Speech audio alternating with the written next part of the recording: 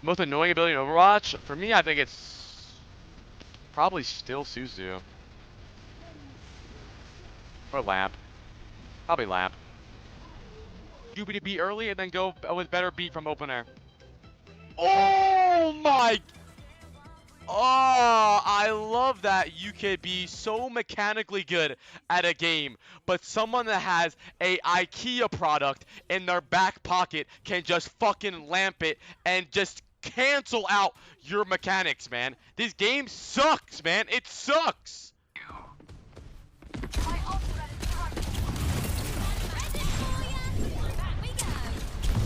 That's crazy.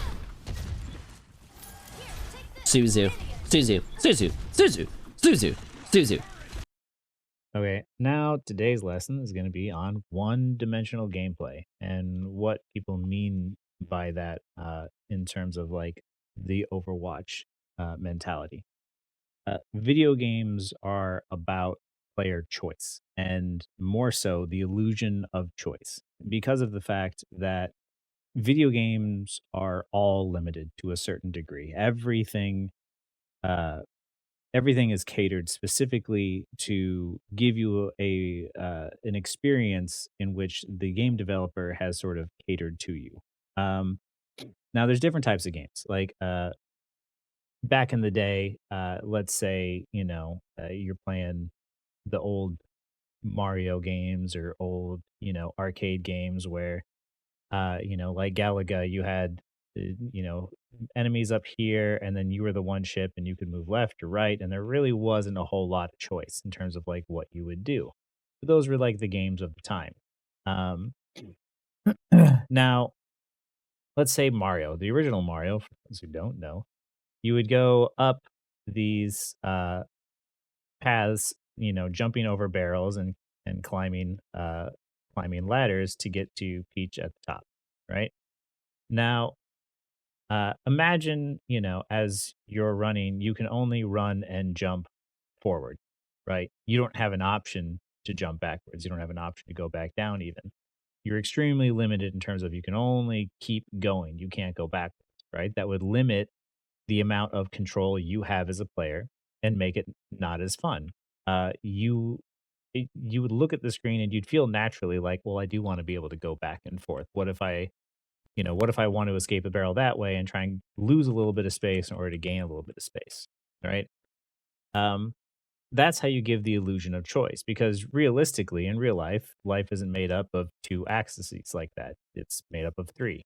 So, but you don't have that in a game. So all the controls a game gives you is sort of to give you that illusion of choice. Um, and even games, like I like to call certain games like the Disney theme park of games, like Uncharted, for instance, is one of my favorite series. I have a blast playing those games, but realistically, it's like a theme park ride where you get on the rails, you start going, and you think that you have choices in terms of like a lot of what you're doing, but you really don't. You're for the most part, just sort of like getting on because you know the ride. You know what you're going to experience, and you just want to live that experience, right? But even still, in Uncharted, let's say that this is like a top-down map, right? You need to make it to the bottom of the hill driving the truck, right? As you go down that hill, there's going to be a certain path that leads you down there, right? Um, but then along the way, you're like, oh, well, as you're playing through, the developer makes another path here, right? So now there's two paths you could have taken. And here, there's another one that goes this way. And then there's another one that if you went this path, went this way, right? You might be able to vary it up from here, but you get the idea. There's these different paths, but ultimately, at the end of the day, no matter what paths you take, you're going to end up at this location, right? You go from point A to point B. Now, this right here, all of these little paths that sort of change each time you play through or each time you try something else, is the illusion of choice. You don't actually have a choice. The developer is making you feel like there was one, right? Um, so how does this relate in terms of Overwatch, right? Uh, this is to relate sort of to how the one-dimensional gameplay that Overwatch 2 has become limits player choice. And in that limiting player choice, you can't necessarily understand why it doesn't feel as good as it used to, but you just know that it doesn't feel as good. Uh, there are characters that have a lot of choice. And the reason why, like, um, I enjoy playing like Tracer so much is she has a lot of choice. Her blinks are a tool. Her gun is short range and limited. It's all about very much using her blinks in a very and always sort of like different scenario. Like, whenever people ask me like, what should I do on Tracer? Should I flank the back line? Should I shoot the tank? It's just like it depends, and that's the best type of gameplay for me. Is that it always depends. You have such a versatile kit that sometimes you shoot the tank, sometimes you should shoot the DPS, sometimes you should go after the supports. It all depends because of that fact that her kit has got a lot of choice. Winston and Junker Queen are also two other heroes that I really, really like because of the fact that there is a lot of choice. Despite the fact that Winston, his zapping uh, cannon is not it's not an incredibly mechanically difficult skill, but the way you choose, where you choose to jump, when you choose to bubble, that is how he outplays people. That is how he utilizes his skills.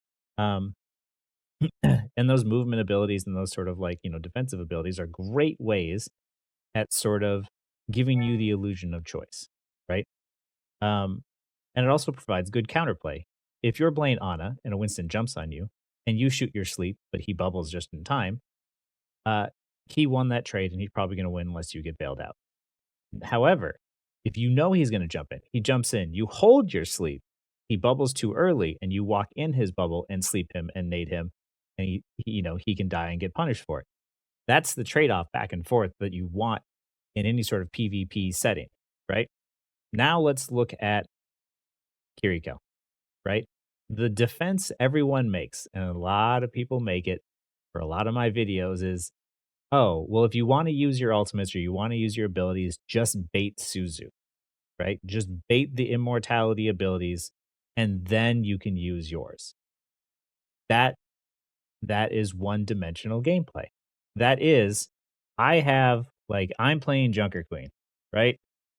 Uh, I'm playing Junker Queen, and I have my ultimate that I saved and I worked for, and it took me a minute and a half in order to build this ultimate, right? But there's a Kiriko on the other team, right? Now, I want to ult the enemy team, right? But I can't do that because there's a Kiriko, right? So, well, what do I need to do first? Like, let's say Kiriko doesn't exist, right? Like, let's say she's not in there yet. Let's say let's say the enemy team has got Moira and Lucio, right? Um, if we have Moira and Lucio, there's no immortalities. There's just heals, right? So now I'm sitting there and like as JQ Junker Queen, I can choose. Well, let's see. I have my ult. I can try and line up, as many people as possible.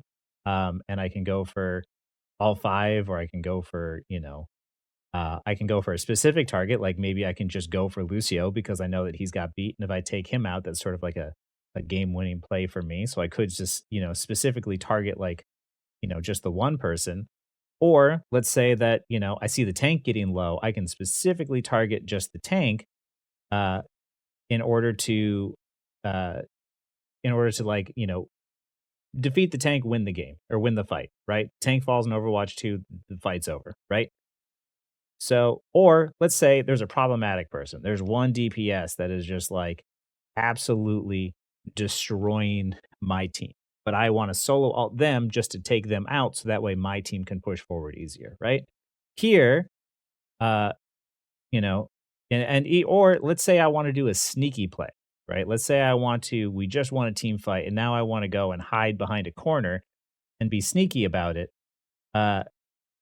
And wait until they pass in front of me and then queue into my team, alt into my team, going through the entire enemy team and get a massive big ultimate that allows us to like turn back around and kill them, and I'm in a better position, right? So here I have 5 options, right? This right here then is up to me. It's up to my choice. How can I play this so that way I can win this fight? How do I want to change the scenario? What can I do differently in order to win this game? What can I do to be the change that, or be what my team needs in order to carry this fight in order for me to win my games, right? What do I need to do? Here are 5 options I have available with Moira and Lucio. Um, so here are these options, right? I have a lot of options as Junker Queen. It's now a lot of fun to play Junker Queen. But let's say it's not a Moira or Lucio, right? Let's say it's a Moira Kiriko, right? And she has Suzu. Well, before I do anything, we already know that the sneaky play is off the table. It's not going to matter. I sneak from behind, I ult in, she hits E at the ground, it negates everything. So sneaky's off the table. I could go for a 5-man, a large amount of people, but if Kiri goes around and she has Suzu, then that's not a great idea either. If I go after one specific person, I'm not allowed to do that either. I'm not allowed to pick my targets. So how does this change? Well, now, before doing any of these options, I first have to do this, which is bait Suzu, right? So now, instead of Junker Queen starting from here and having these 5 different options, which would allow me to make a play to win the game, before I do anything at all, I have to bait Suzu. I do not have a choice. If I want there to be value from my ultimate, I have to bait Suzu in order to get it done, right? This right here is bad, is really bad, because of the fact that it creates one-dimensional gameplay where for you as Kiriko, you probably feel fine because Suzu's not the most important part of your kit, but also, well, it is the most important part. It's not like you don't have other powerful abilities in your kit that allow you to make plays, right? But this right here, because you only have one option, that's what people mean when they say it's one-dimensional, right? You When I want to have supports changed, I'm not asking to just nerf supports, right? Because I don't think that the supports, the way they're in the game right now, is designed well or healthy. Because there's too many situations in the game like this, which are just you are not allowed to play until you see this happen, right? Uh, there's different types of abilities too, right? There are proactive, um, there's predictive, uh, and then there is strictly like reactive, which is after the fact, right? So, and this is how I view it in my head. There's the proactive ones. Let's say that's like a shatter. Um, that's a shatter. That's a pulse bomb, right? These are things that are used offensively, right? But then there's the predictive ones. Those are your shields. Um, those are your bubbles, right? This is a lot of like the tank categories, like the predictive one, right? These are all things that feel good. And then there's the reactive, which is, I will admit, Zarya's bubbles are a little bit in that category. And then these involve every immortality. Now, proactive abilities feel great. Usually those things are for making big plays.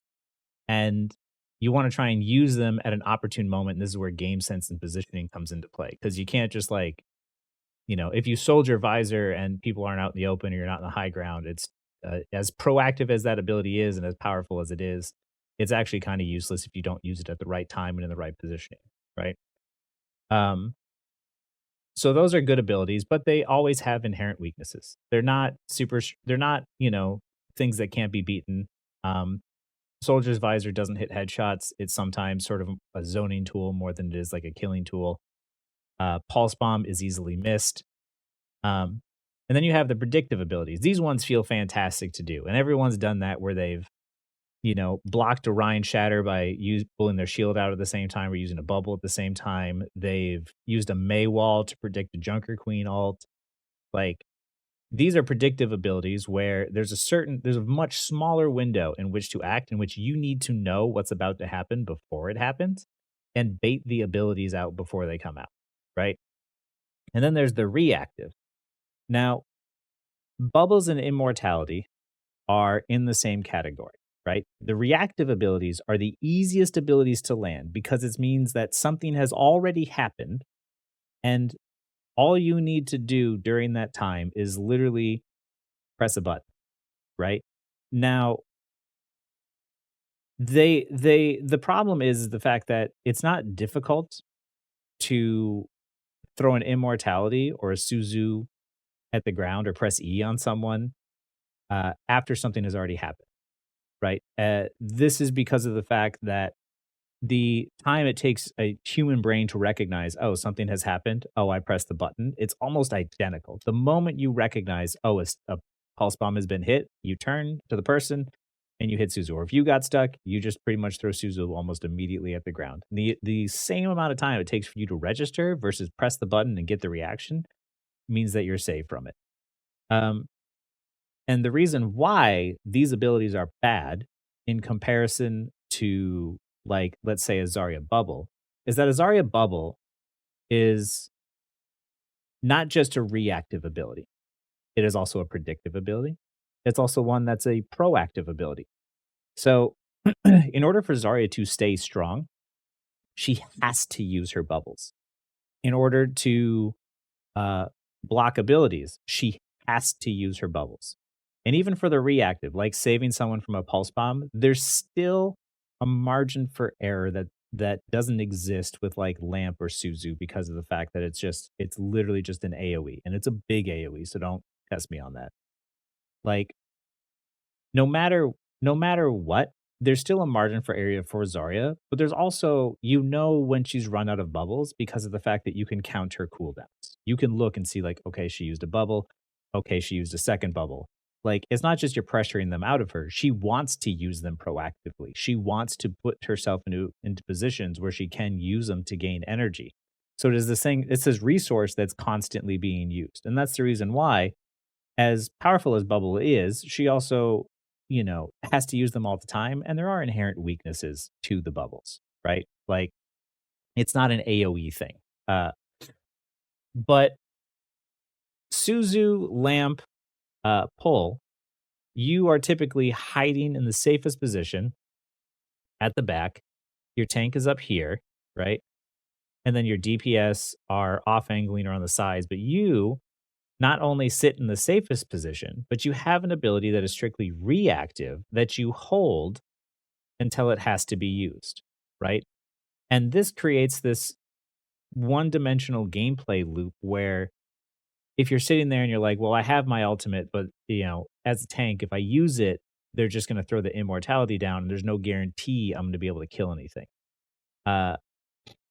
Or if I have this ability or whatnot, I'm just not allowed to use it until I shoot enough in order to get enough damage out to where I see Suzu. And then you get back into what I'm talking about, where it doesn't matter if it's JQ or anyone else. It's just you enter into this gameplay loop where you're like, I don't want to just constantly nonstop shoot until one team baits the Suzu first.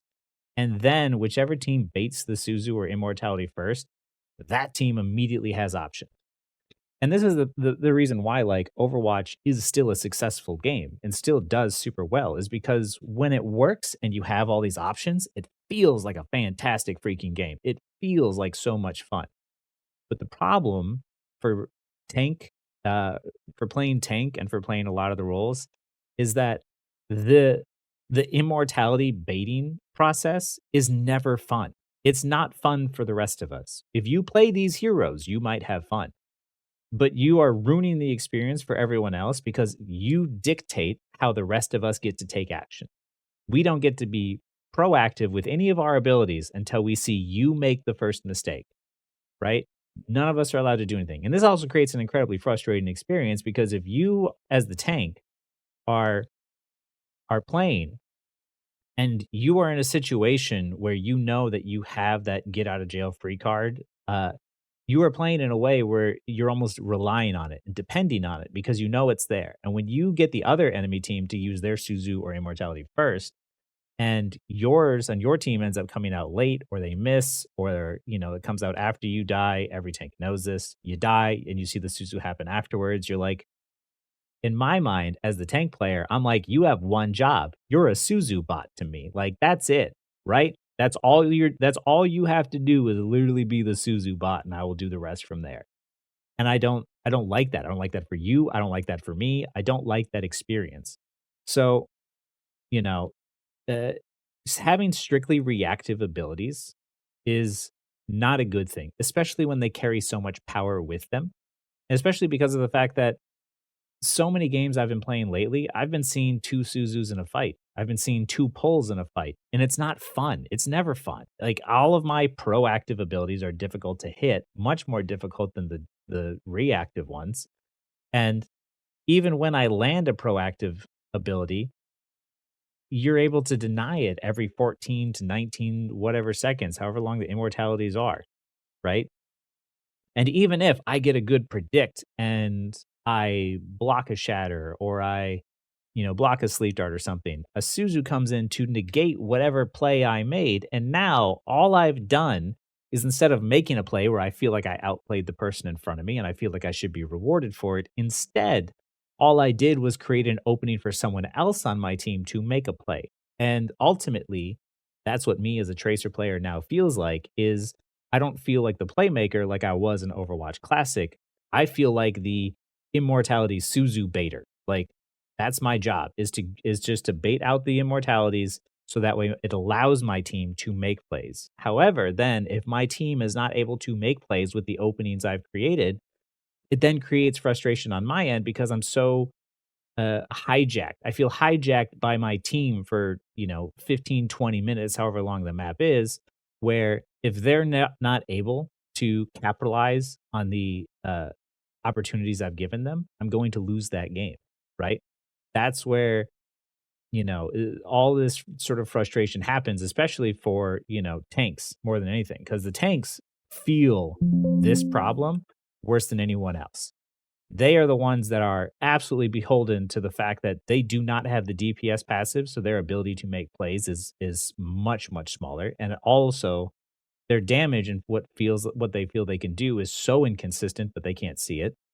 Um, Almost every one of their ultimates, if not all their ultimates, are easily countered by immortalities, and they can't kill stuff through their ultimates if there's still a support up keeping them alive because they just don't do enough damage themselves.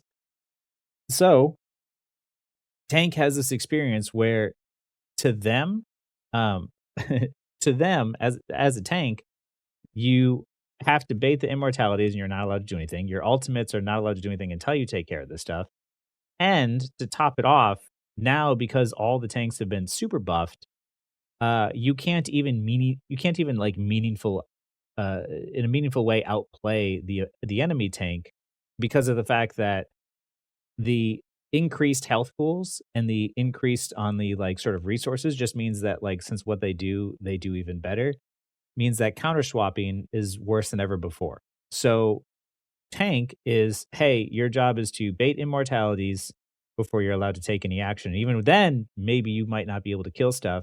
But even then, the moment that someone counter swaps you, it is in your best interest to counter swap as well. So now you don't have a choice, right? You don't have a choice of what hero you play. You don't have a choice in even how you play. And this is why tank is miserable. This is the reason why uh it's just not fun for that role. And even for DPS, which is a slightly better role because of the fact that the out of control healing doesn't apply to them specifically. Um, as a DPS, it's still frustrating because of the fact that all your proactive abilities and predictive abilities are still countered by these reactive abilities, and it just drives you freaking crazy. Um, but yeah, if you're not getting it, I don't know how to make it any clearer. But anyway, That is one-dimensional gameplay. So, what is the solution, right? Now, I don't want supports to just be nerfed. I don't think that's the right play, right? I want them to be strong. I want them to have options. I don't want you to have abilities that are only a strictly reactive thing. Uh, I think that there's a lot of cool things that you could do, and that the support class has, unfortunately, because of the kits are so designed in a way that everything is sort of automatic, everything sort of happens for you. Like Kiriko's healing papers are automatic. Lifeweaver's healing is automatic.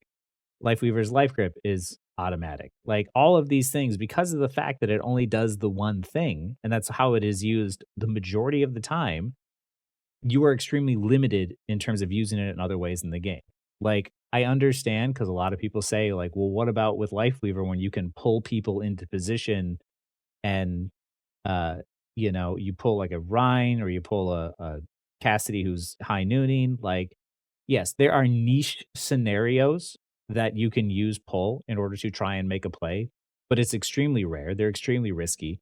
And that's the only time it ever gets to be used. It's not something you're going to use very often. So, and ultimately too, when you're pulling someone, you're just a repositioning tool. You're like a conscious Olari pylon slash conscious Symmetra TP. Like that's what your job is. And I don't want you to be just that. Right. So let's say like Lifeweaver, right? Let's say his pull. Uh let's say we replace his pull entirely. What is one of Lifeweaver's weaknesses? Is his lack of damage, right? He just has no damage. He has no meaningful way to sort of help his team and do so in a way unique to him. So in my mind, and said this in the comment, let's talk about like how he can do that. I'm gonna lean harder onto the flower aspect, right? There are flowers that are toxic, right? So let's create something where it's something he throws. It's like a volleyball, so he can throw it up and over things. He can throw it, over shields, over walls. He can throw it in the air, and let's say he can press E again. So let's just mark it down here. Volleyball throws it like a volleyball, and you can press E again to detonate. Right, to detonate, spawns a flower, and it falls. Right, um, and when it does that, that flower then creates a toxic gas. So then you now have a space controlling tool. Right. You can also use it to defend yourself. A flanker jumps on you, you can press E and try and use it as a toxic gas to get the flanker to take some damage to force them to retreat.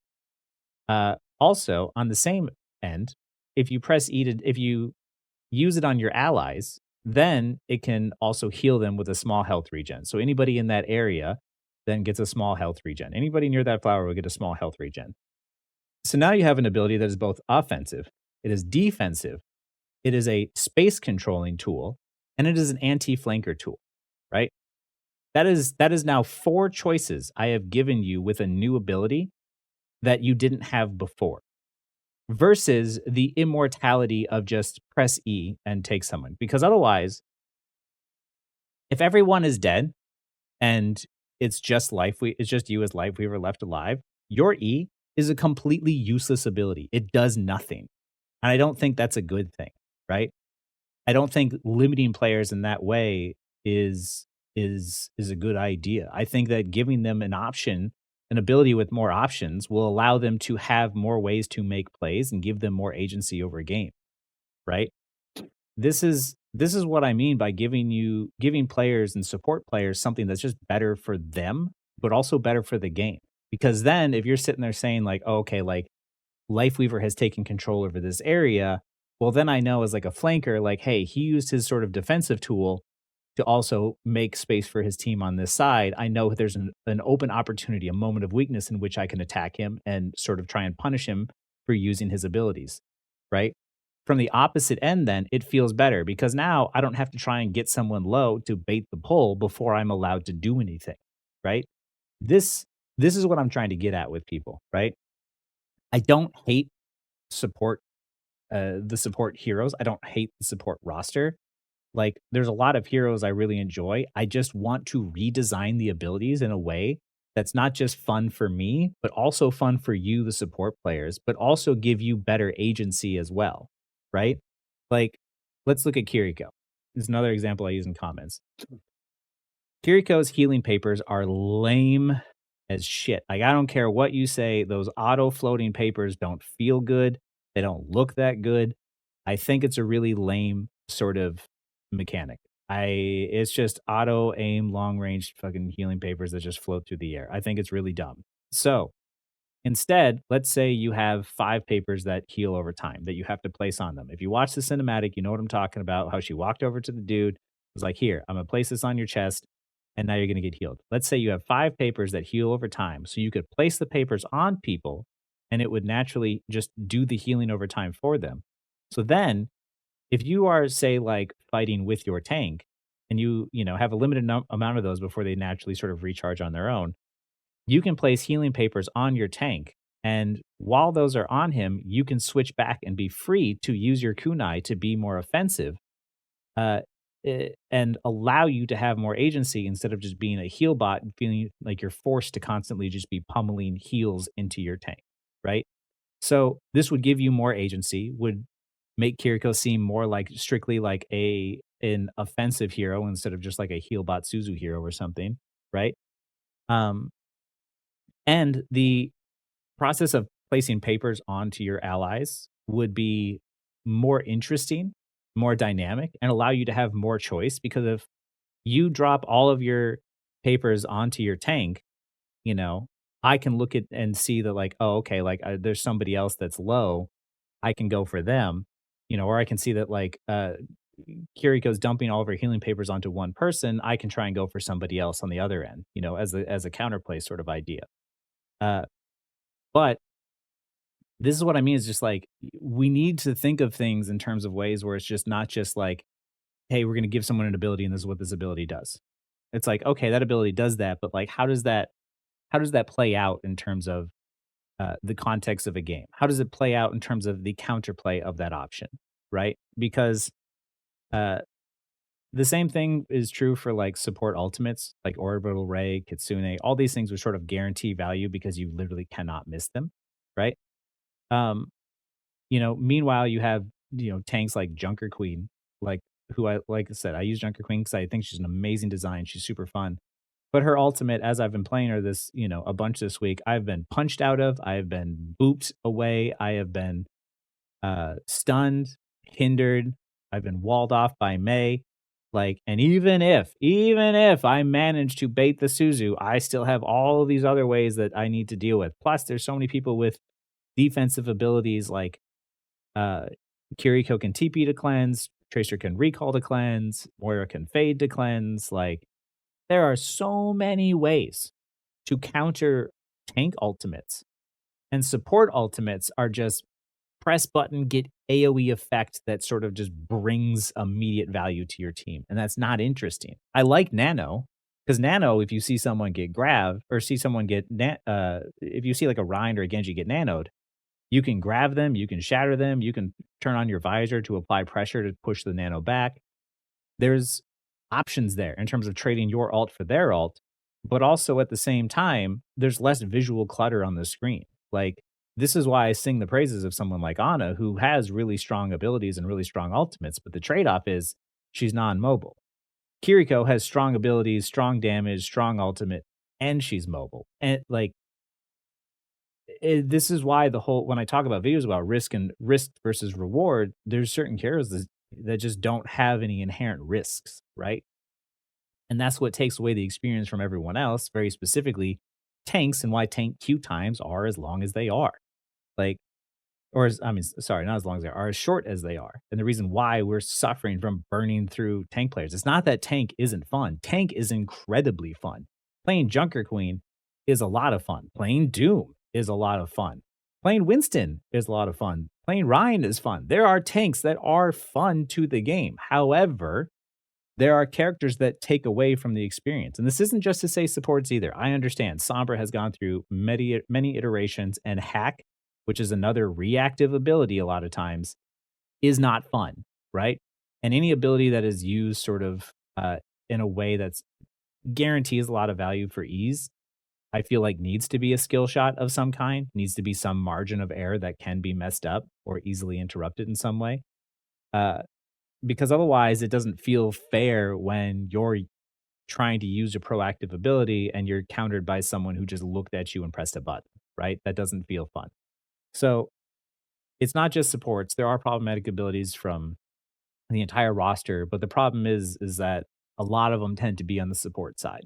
And it's the same for like Juno's torpedoes. The counterplay to that is to just not be there. If you don't have a shield or some sort of like free resource defensive ability to block it, you just take the damage. And, as a tracer who's been out in the open fighting, dueling someone, your recall is your most strongest, defensive ability. And when a Juno comes out of spawn, races with her speed, gets to the high ground, and just shoots a torpedo down from above and forces your recall in the fight that you're having, it doesn't feel fair. It doesn't feel good because of the fact that you didn't have many options in terms of that scenario, in terms of that counterplay.